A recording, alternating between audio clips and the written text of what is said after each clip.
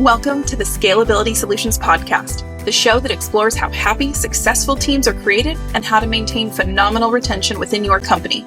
Join us for stories, insights, and client spotlights brought to you by Scalability Solutions, a team who believes you can love going to work every day. Welcome back to the Scalability Solutions Podcast. On this episode, we're joined again by founder and team growth strategist, Leila Blauner. And today, she and I are talking all about very costly and very painful hiring mistakes. Maybe you've experienced some of these things.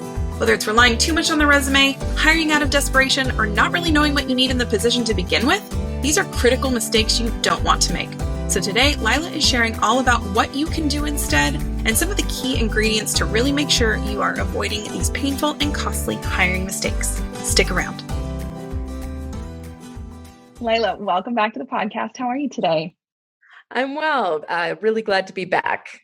Absolutely. So we are talking hiring mistakes and what to do instead. But before we get into these mistakes, when you go into work with a company, are people making a lot of mistakes? Do you have to do a big overhaul, or is it like some tiny tweaks maybe that you help with? It's a broad range.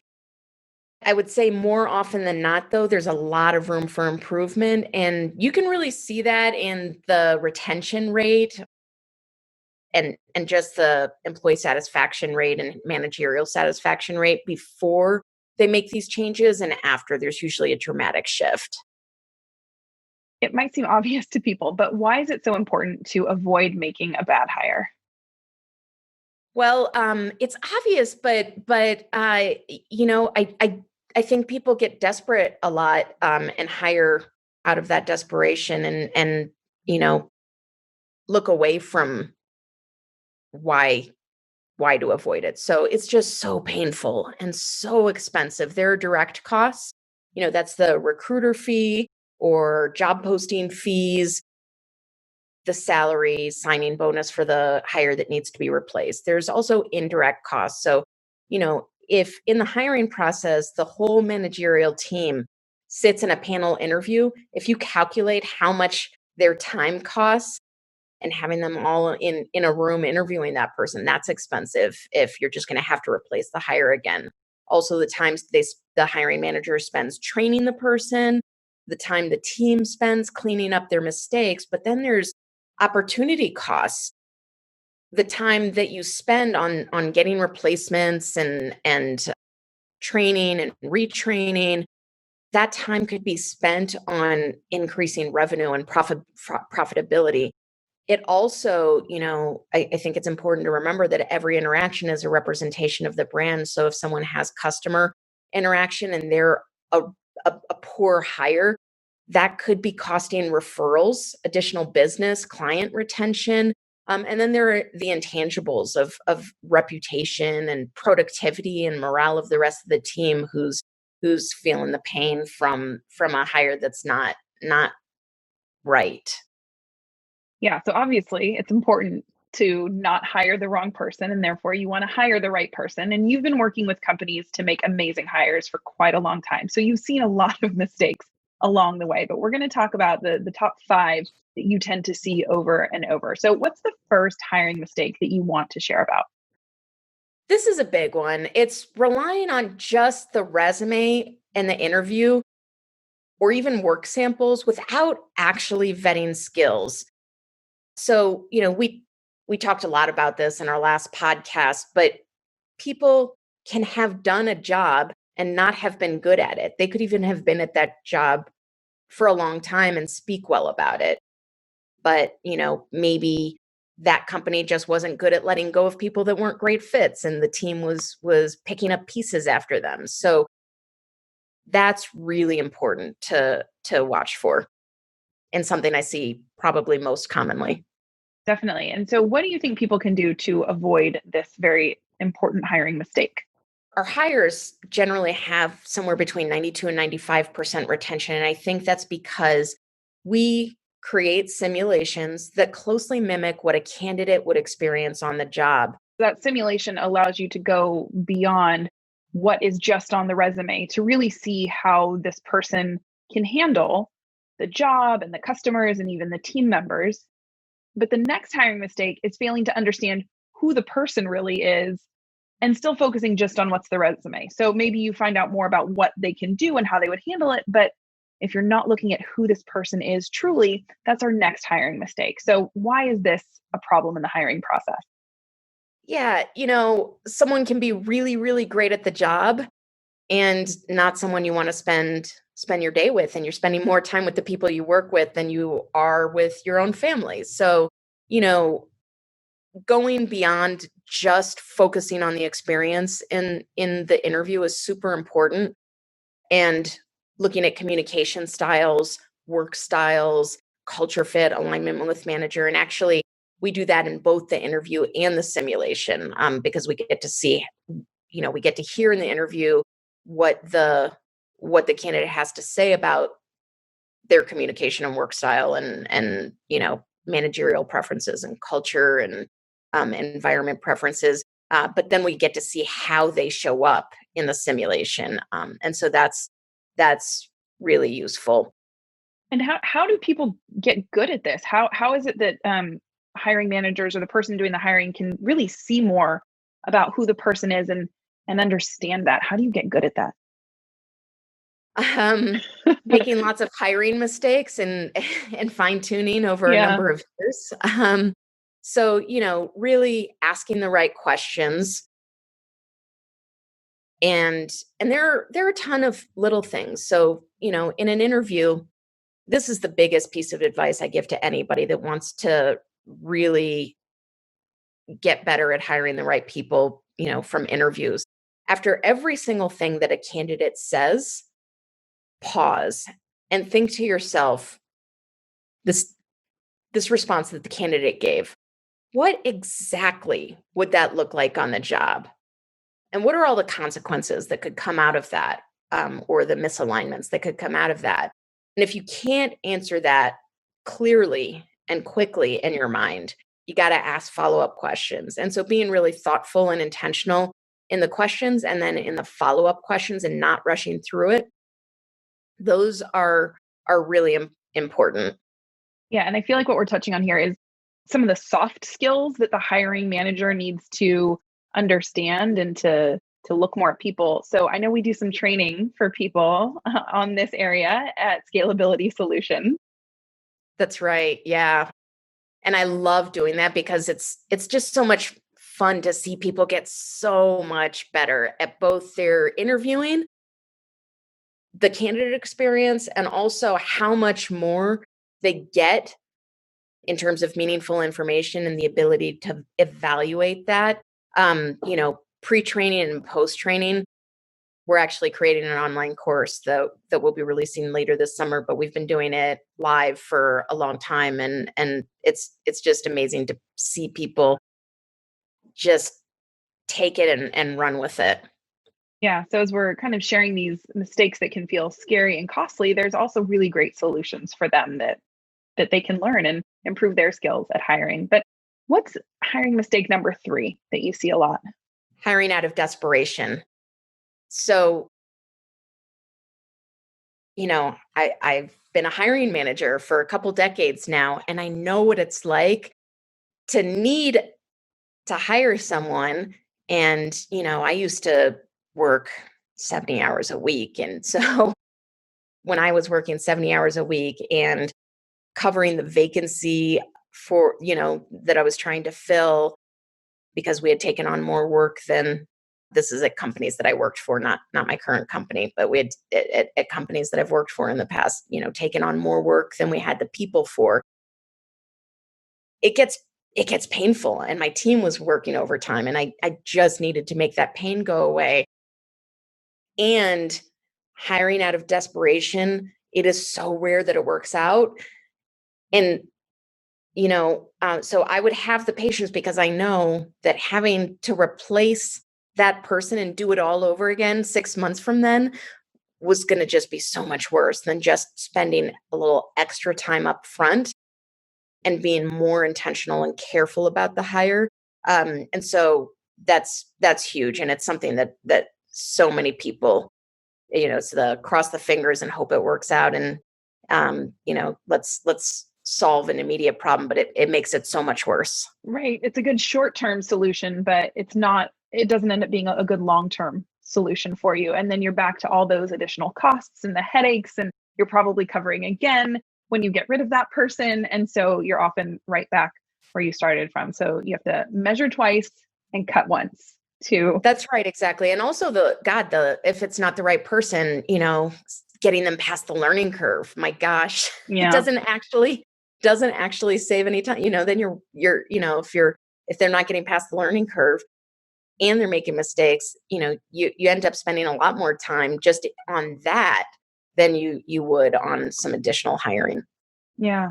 Now, the fourth hiring mistake is hiring because you just like someone so much. They're this fantastic person. So maybe you look past some red flags, or maybe it's okay that they don't have all of the qualifications, but they're a fantastic person. So tell us a little bit more about this hiring mistake. Yeah, this is, only applicable to human beings. It's a scientifically proven phenomenon called managerial bias. Every human being is subject to it, even me. So, it can actually be even more painful than when you hire someone that's not a culture fit. When you really like them and there's someone that just isn't set up for success, it's so painful because you just want to make it work, and then you're going to try to make it work longer than you would otherwise, and it just hurts. Yeah, and this is an interesting one to me because you want that human connection, right? We've talked about this. You want someone to be a good fit and feel like they fit in with your team. So when you're in that interview, you're like, oh, I like this person. I think I could see myself working with them. It feels like a good sign and maybe something you want to trust, but you kind of have to take a step back and make sure that you're not overlooking things. So how can people avoid this mistake? Yeah, there's a few things. So that pause technique I talked about earlier in this podcast, what exactly would this look like on the job, and asking follow-up questions. That's important. But sometimes you don't see it in the interview. So also, I always take notes when I'm interviewing candidates, and I force myself to wait 24 hours. And then I go back and look at those notes the next day. And that's really their answers to everything that we talked about.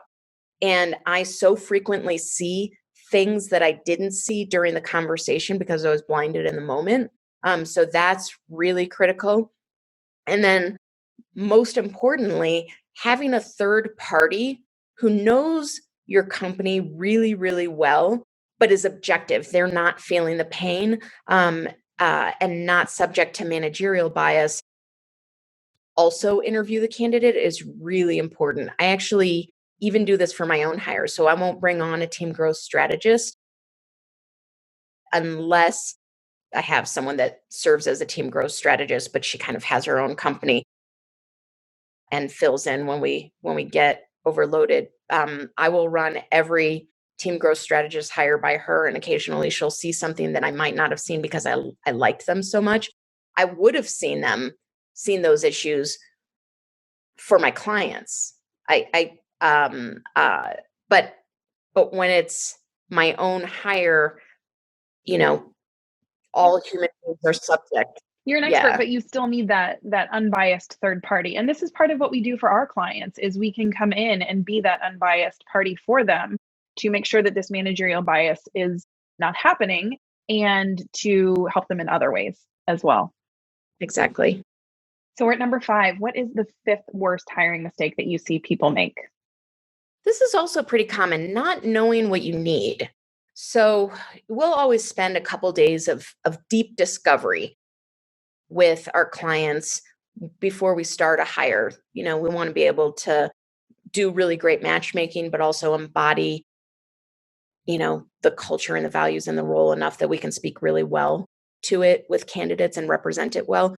So, we're talking with everybody that's going to be interacting with that hire, as well as the leadership team and the culture, and also shadowing people on the job. And in that discovery, we'll sometimes find out things that the hiring manager didn't know. So the hiring manager might have had something in their mind that was, needed for the position. And then when we're talking to all the other stakeholders and really doing deep dives with them, and asking probing questions, we'll find out that actually, some other quality is more important than what the hiring manager wanted. And when we share that information with the hiring manager, there's been lots of times where the hiring manager has actually refined what they thought they needed. And that's worked out really well. So really being careful in defining the position and knowing what you need before you do that. That's also going to allow you to create a job posting or talk with, employee referrals or whatever your process is, that's going to attract the right people and will resonate with, the people that you actually need and want. Right. You don't want to hire a great person, but then realize they're not the right fit for the job that you actually need. So knowing what you need and getting clear on that is really important. You've given us a lot of insight into the mistakes that can be made and how to avoid those. Can you share maybe one example of a hiring mistake that you've seen play out and how you helped improve what that company was doing? Yeah, I've had a lot, but there's a call center that we worked with, and they are this amazing company, really incredible company with this phenomenal culture and managers that people love working with and for, and they care about their people. So it was weird to me that they were really struggling with retention. It was something like, I can't remember, maybe 50%, 40%, something like that, something that was higher than average for call centers, but significantly lower than what they wanted. And they weren't doing simulations. And we started working together because they really wanted to do one. And we implemented it. And we kind of did a hybrid where we did the front part of the screening, and then we would send decent candidates over to them and they would run the simulation. And that completely turned around their retention over a period of a year and a half. They went from the retention that they had when we started to they made 21 hires during that time, 18 of them still there, and there had been a promotion as well. And these were like call center reps that were having to collect payments for medical bills. So that's not a position that gets that kind of retention, but the combination of them being a great company and really caring about their people, and also allowing candidates to try out the job to make sure they would actually enjoy it, and seeing candidates in action to see that they would actually be good at it made all the difference. Absolutely. So we've covered a lot of what not to do and also a bit of what to do to help our listeners out. What's the top 1 or 2 tips for people when they're trying to avoid making these mistakes and they really want to have these great hires? What can they do? Be intentional and be patient. Yeah, those aren't always easy to do, which is why I think people sort of rush into some of these mistakes that we talked about today. That's right. Yeah. But there is hope. Yes, there is hope. Yes, there is. And so hopefully today we've listed out some things for people to look out for and to try and avoid. And of course, there's support and help, and we're there for them. So Leila, thank you so much for joining us again on the show today. Thank you so much. I really appreciate it.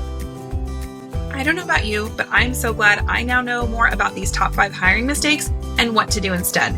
If you feel like you need a little more support or want some more information, we have a fantastic blog in addition to our podcast over at scalability-solutions.com. And don't forget that you can always sign up for a free consultation.